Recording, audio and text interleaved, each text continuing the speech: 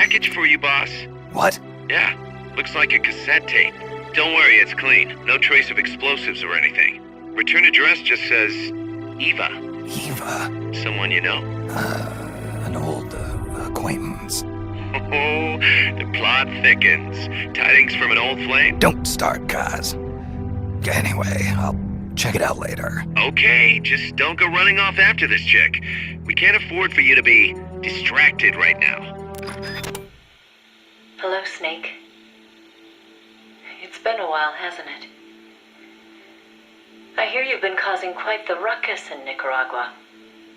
Nothing much to report from my end. The legacy's being put to good use. Or so they tell me. But enough with the small talk. There's something I need to tell you. You saw the photo that came with this tape, right? The boss gave that to me 10 years ago. I'm sorry, I should have told you sooner. I probably should have told you right away. But sending it to you hasn't been an easy decision to make. It's taken me 10 years. Once you've heard what I have to say, you'll understand why. That photo belonged to her. I know what you're thinking. What does she have to do with this? You've probably seen it 100 times in the press already. Obviously, it's of the Mercury 7, the first group of American astronauts, the heroes of Project Mercury. But there were actually 8 people in that photo. One of them was edited out, erased, without a trace. That 8th astronaut, the one airbrushed out of existence, that was her, Snake. Now, why did they need to keep her existence a secret? What were they trying to hide? The answer goes back even further. 17 years ago. It was the height of the Cold War. The Eastern and Western blocs were racing to develop space technology to match their nuclear arsenals. In 1957, the Soviet Union launched Sputnik 1, the first artificial satellite. The Americans were stunned. They'd been led to believe their country led the world in science and technology. That shock quickly turned into fear. If the Russians had the know-how to launch a satellite into space, they could use it to launch a nuclear missile, too. Frantic, the U.S. threw everything it had into the space race. The following year, the Army succeeded in launching the first American satellite, Explorer 1.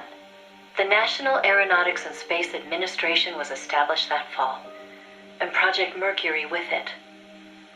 The goal was to send a man into space, and 7 men were chosen as pilot candidates. The media dubbed them the Mercury 7. They were immediately hailed as national heroes, icons of Western space exploration. But after Explorer, America suffered a series of failed rocket launches. Desperate, the government made a fateful decision. Unable to wait for its space program to mature, they'd steal the Soviets' technology, at the same time sabotaging their space program. You know better than anyone how hard a mission that was. The Soviet space program was shrouded in secrecy. Recovering that information would be no easy task.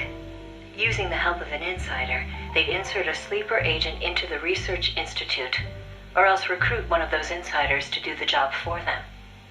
And, if necessary, the mission leader would have to go in and sort things out themselves. Someone was needed with experience, knowledge, and superior intuition. And the only one for the job was the boss. The president himself asked for her by name.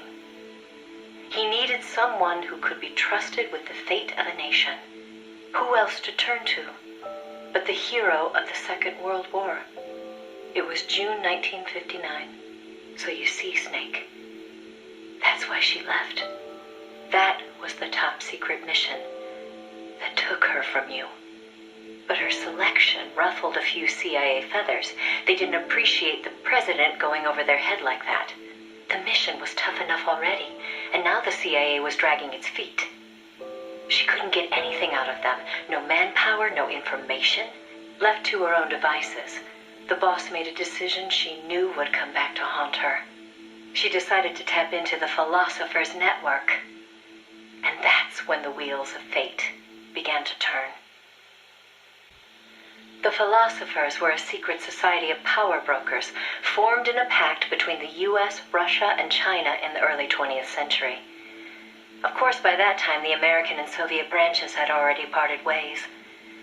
But there were those among the remaining Russian philosophers not entirely happy with the one-party communist state. The boss reached out to them. She arranged clandestine meetings in Berlin, hoping to find a way into OKB-1, the Soviets' premier design bureau. She worked tirelessly to win their sympathy, in some instances using huge sums of cash, in others by helping them over the Berlin Wall. It was a dangerous game to be playing. The Philosophers had everything on her, and not just information either. She'd given birth to a child on the battlefield, only to have them immediately snatch it away. I know she told you that story. If that child was in the hands of the Soviet philosophers, she'd be putting more than just herself in danger. But she did what she had to do. At the time, the Soviet Union was believed to have an arsenal of missiles far greater than that of the United States. If that proved to be the case, Moscow would be free from the yoke of nuclear deterrence, raising the possibility that the Soviets might actually launch nukes if they felt it necessary. As you know, the so-called missile gap turned out to be a Soviet bluff. Moscow had gone to incredible lengths to perpetuate the lie. In fact, the whole space race was really just a part of an elaborate ruse. Only we didn't know that at the time. She used to joke that even she swallowed the whole missile gap story, hook, line, and sinker. She put her life on the line, for the sake of her country, to prevent nuclear war. And it was because of her sacrificial efforts that America succeeded in placing a sleeper agent inside OKB-1. NASA began to receive huge volumes of technical data from the Soviet program. By the end of 1959, they'd succeeded in sending a chimpanzee named Sam on a ballistic rocket flight. The rocket never left the atmosphere. But all the same, it was a huge success for NASA, restoring confidence in its technology. Then, just when the operation was starting to produce results, the CIA came calling. "You're a war hero," they said. "No need for you to dirty your hands with this sort of black ops. We'll take it from here." In effect, they wanted to reap the rewards for themselves. But the boss didn't object. "My part is over," she said. "I don't care what you do with the data now." It seemed as if NASA was making great strides toward manned spaceflight, while the Russians lagged behind. They even got a report from their mole at OKB-1. "The safe return of Sam has sent our scientists into a panic," he said. Soon afterward, the Soviet Union sent an animal of its own into space on Sputnik 2, the dog Kudryavka, better known to the world as Laika. But Laika was fated never to return to Earth. The U.S. can recover its spacecraft from the ocean upon re-entry. But the Soviet Union only borders the frozen Arctic. They had to bring their spacecraft down on land. How could they soften the impact enough to bring a living creature back safely? The agent reported that the Soviets hadn't yet found a solution to that problem. The plot to sabotage the Soviet space program seemed to be working, too. First, they tampered with Sputnik 4's re-entry. Then, 2 months later, one of their rockets exploded on the launch pad. They did manage to send 2 dogs into orbit aboard Sputnik 5 and return them safely to Earth. But the agent dismissed it as a fluke. Dogs, sure, but humans? They didn't have the technology. Everybody believed it. Everybody was complacent. Everybody. Except the boss. There was something about the Sputnik 5 schematics they were getting that didn't seem right. Some kind of ejection device on the capsule that didn't quite belong. She couldn't figure out the reason why it was there. What was it supposed to eject? NASA shrugged off her concerns. They figured it was probably meant to eject the flight recorder in case of an accident. The boss pleaded with them to investigate, but the CIA wasn't having it. They probably thought she was trying to reclaim some of the glory for herself. The boss wouldn't give up.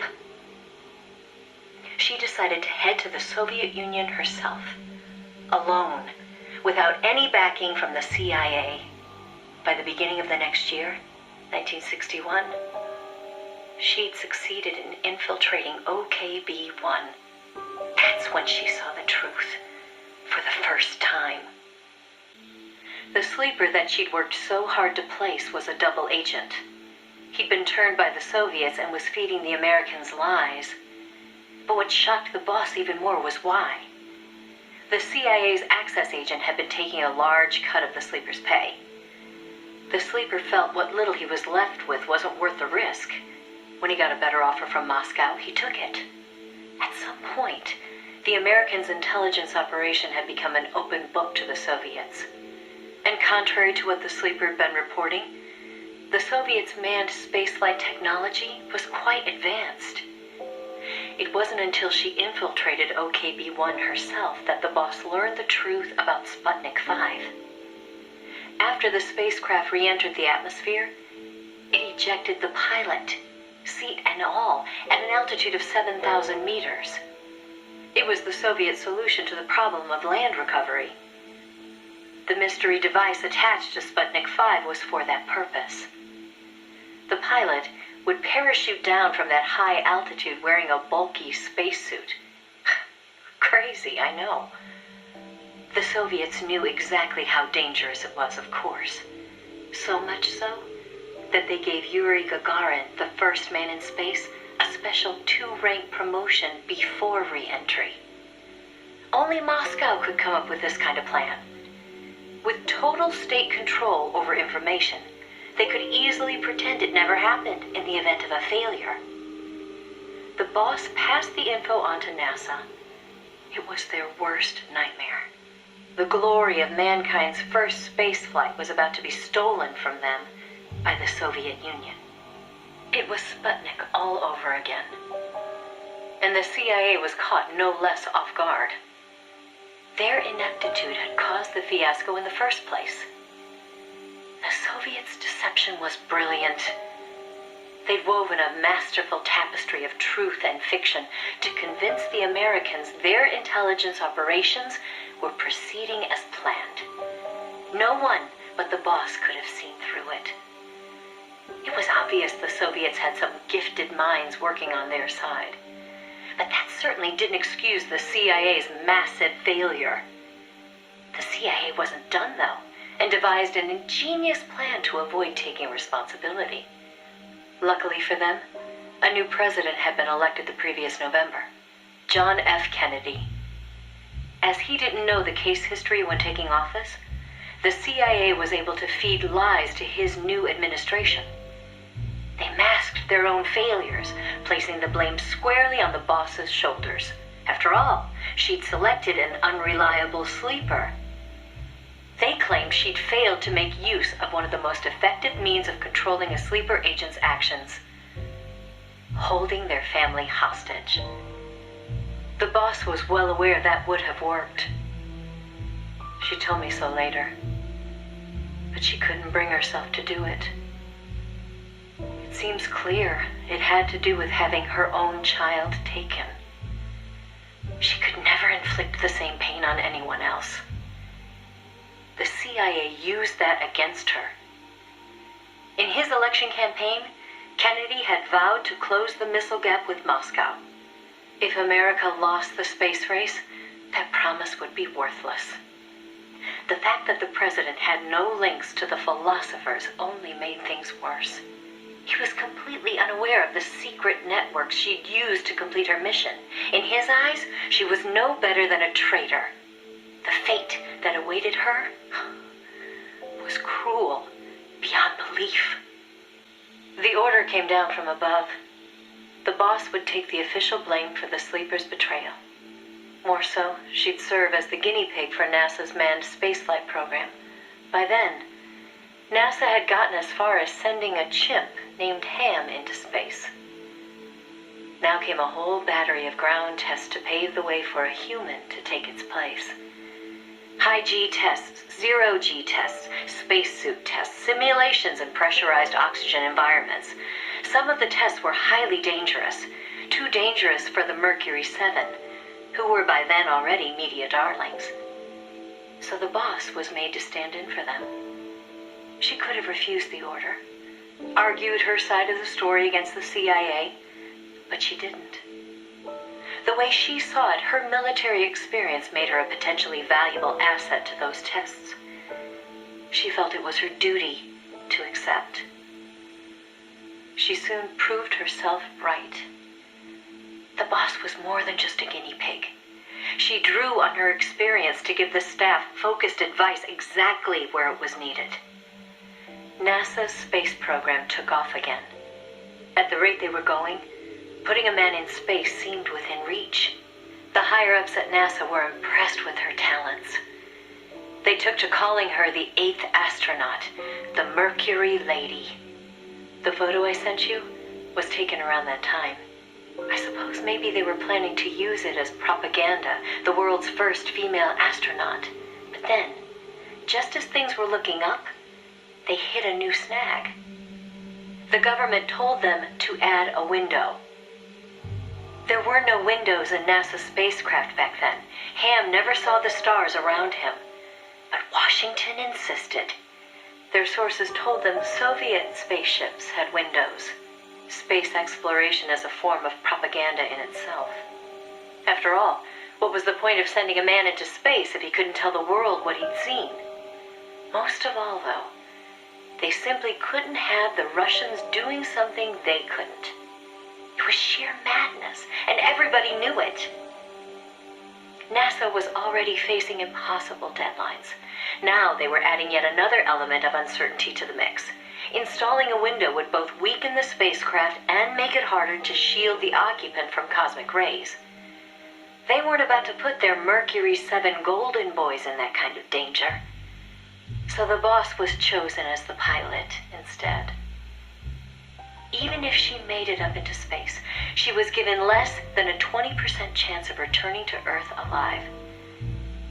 But she took it in stride, even helping them make the necessary design changes to the Mercury capsule. It was like going to work every day at NASA to make her own coffin. Then, without warning, the U.S. received intelligence that the Soviets had moved their Vostok spacecraft to the launch site. The launch was set for the following day, April 12th, 1961.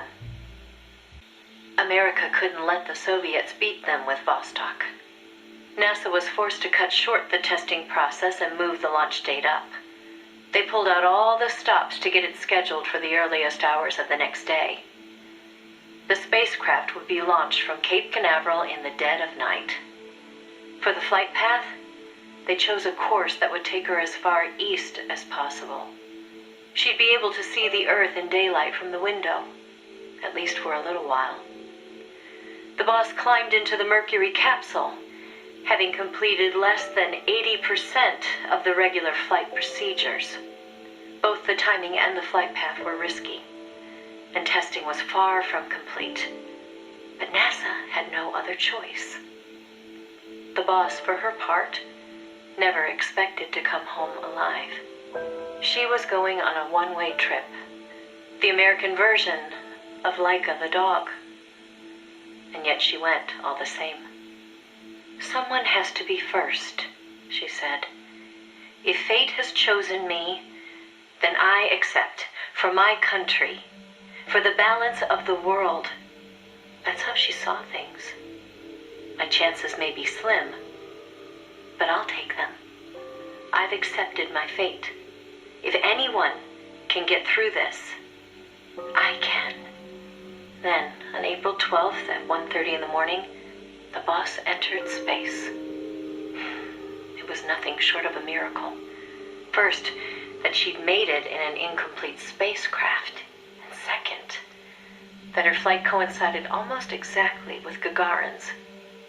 As the sun rose over the horizon and cosmic rays began to bombard her through the window, she saw the Earth. I think you've heard the story before. It was a world without borders, a perfect jewel. All nations, all ideologies. They seemed so far away. It almost made her laugh, knowing that they'd risked so much to beat the Soviets by a few short minutes. If she'd seen Vostok from her window, she probably would have waved. But the two spacecraft were destined for very different fates. Gagarin circled the Earth and returned to the Soviet Union, safe and sound. The Mercury capsule, on the other hand, deviated from its planned re-entry angle. The addition of a window had thrown the capsule's aerodynamics off balance. The boss's coffin veered wildly off course and began to plunge earthward. The course deviation caused the capsule to miss its splashdown point by a wide margin. It didn't have enough time to decelerate before crashing into the sea. The force of the impact shattered the spacecraft before it started to sink like a stone. The boss used the last of her strength to escape to the surface. Her body was covered in bruises and scorched by radiation. It was a miracle she was still alive. She slipped into a coma and didn't regain consciousness for 6 months. To some, what was worst of all was that she had lost the space race to Gagarin by only a few minutes. That aside, it should have been a proud day for America. Its first manned spaceflight. Sadly, her accomplishment was kept out of the history books. An attempt to save face by Washington. In contrast to Gagarin's orbital flight, America had only managed a ballistic trajectory. Her flight time was much shorter, too.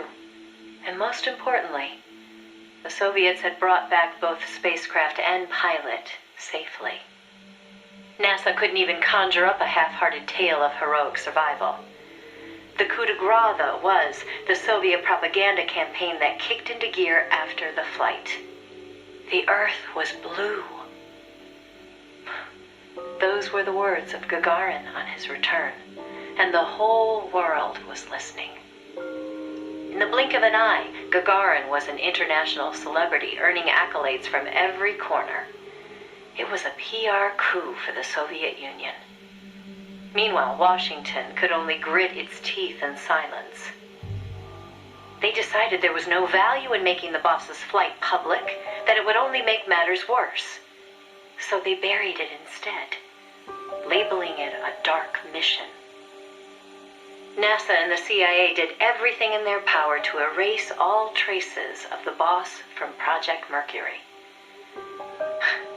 The result was the photo you see before you. Not a bad job, huh?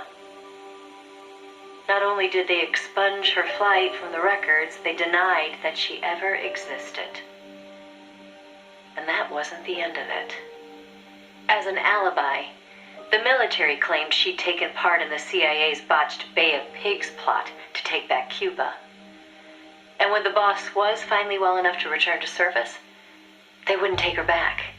She was forced to go underground. In the public eye, the boss was still a hero of World War II.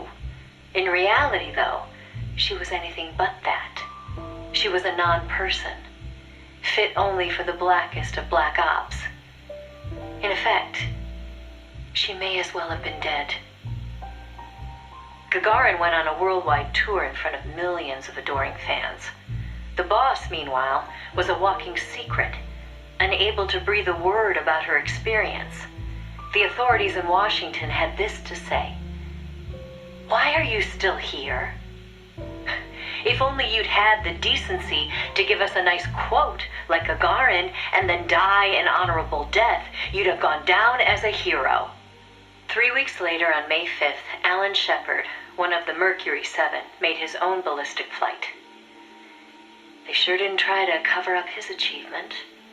Of course, he owed his success to the lessons learned from the boss's tragedy. Before sending Gagarin up into space, the Soviets had used a mannequin called Ivan Ivanovich to test the landing procedure, which would make the boss America's version of a crash test dummy. But she didn't care. "I'm happy to be the dummy," she said, "if it'll help the project succeed. Nothing would give me greater satisfaction." And that still wasn't the end of it. The boss had worked through the anti-Moscow faction of the Soviet Union's philosophers to place the sleeper agent, and at some point, the Soviets found out about it. Yet the Americans remained oblivious to the end. Even the philosopher network the boss plugged into never tipped them off to the double cross. That could only mean one of two things. Either the pro-Moscow philosophers had intervened, or the anti-Moscow philosophers had been turned. Either way, it was a situation their American counterparts couldn't stand. To preserve the philosopher's good name, and to repay her debt, so to speak, the boss once again made her way into the Soviet Union. There, she found herself face to face with the Soviets' own agent. And who should she find awaiting her return to Russia? The one who'd turned her sleeper against her, who'd fed them lies all this time.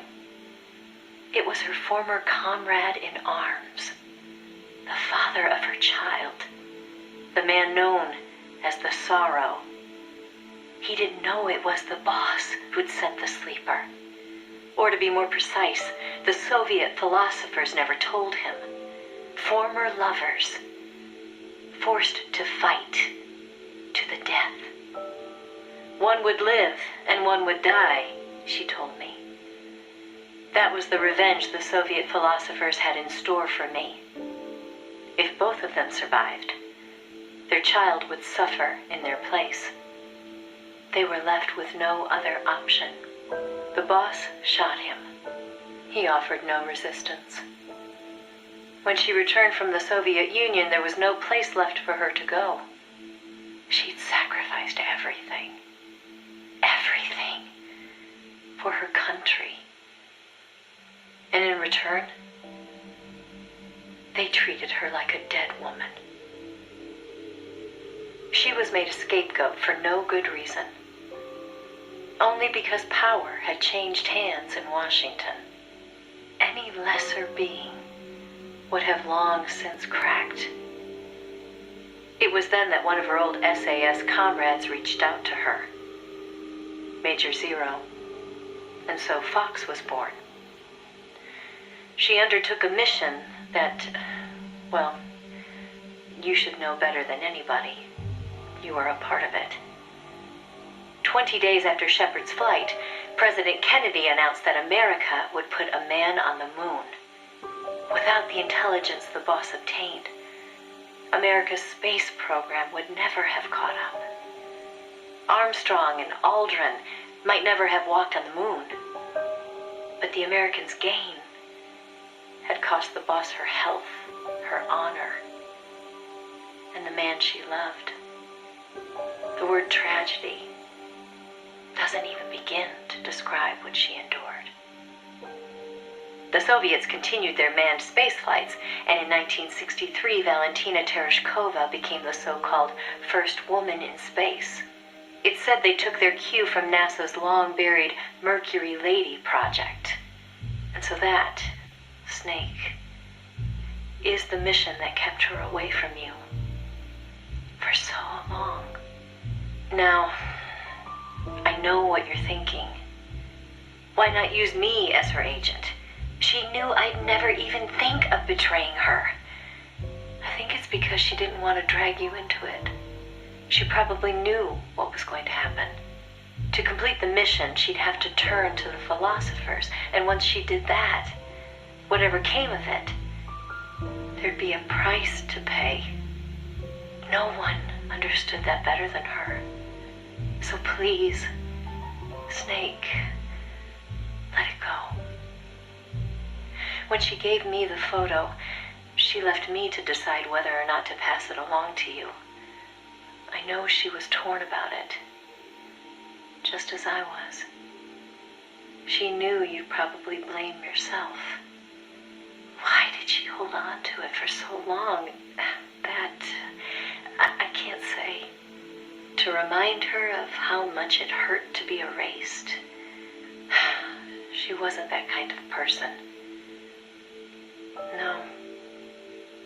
I think she meant it to be a message to you. She had her identity, her life, taken away. But she wanted you, of all people, to know the truth. Snake, you've probably already figured this out, but it's no accident that I'm only now sending you something I've withheld for so long. A little bird tells me you recently made a big decision. You and the boss are different people. I understand that. And I'm not trying to second guess you.